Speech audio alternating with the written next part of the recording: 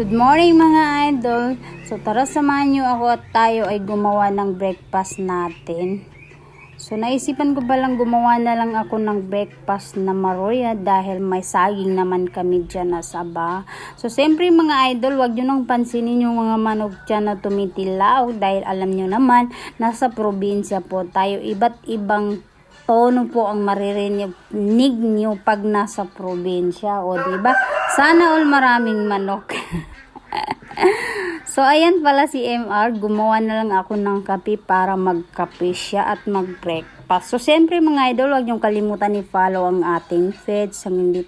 Good morning mga idol. So tara samahan niyo ako at tayo ay gumawa ng breakfast natin.